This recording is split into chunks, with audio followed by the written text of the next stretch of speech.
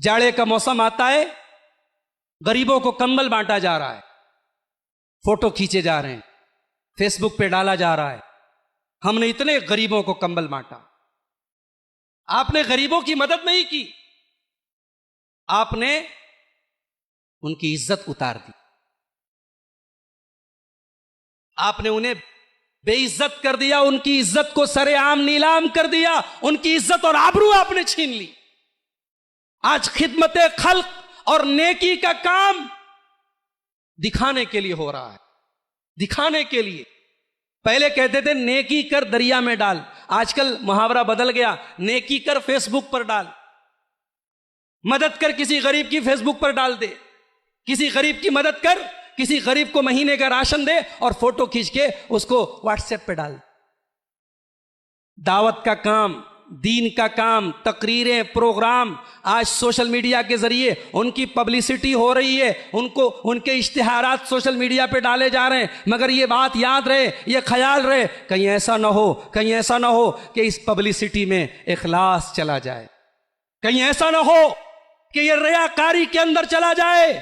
اللہ کے نبی صلی اللہ علیہ وسلم فرماتے ہیں من سمع سمع اللہ بہ ومن راء راء اللہ بہ، جو لوگوں کو سنانے کے لیے اور لوگوں کو دکھانے کے لیے کوئی نیکی کا کام کرتا ہے، اللہ بھی اس کے کام کو لوگوں کو دکھا دے گا، اللہ کوئی ثواب نہیں دے گا، کوئی اجر نہیں دے گا، لوگ تیری نیکی کو جان جائیں گے، لوگ تیری نیکی کو دیکھ لیں گے، اللہ کے یہاں کوئی ثواب تجھے نہیں ملے گا۔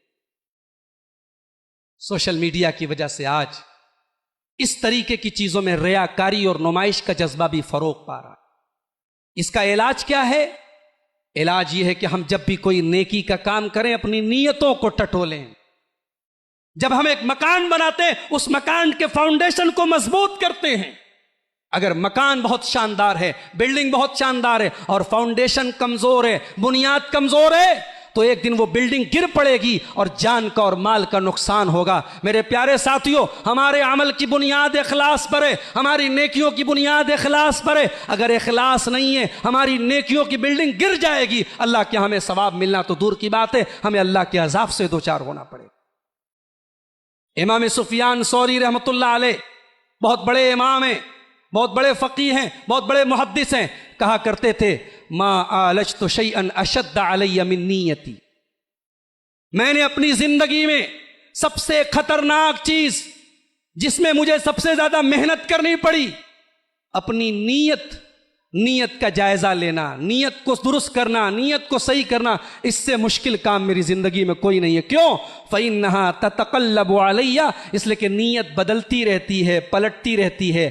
آدمی نے واٹس ایپ پر کوئی اشتہار ڈالا، مقصد تو یہ تھا تبلیغ کریں گے، مقصد تو یہ تھا دعوت کریں گے، پھر دھیرے دھیرے جب اس کا دائرہ بڑھا، اس کی شہرت بڑھی، اس کے چاہنے والے بڑھے، اب مقصد بدل گیا۔ اب مقصد یہ ہو گیا میرے فینس کیسے بڑھ جائیں، میرے چاہنے والے کیسے بڑھ جائیں، اخلاص ختم ہو گیا۔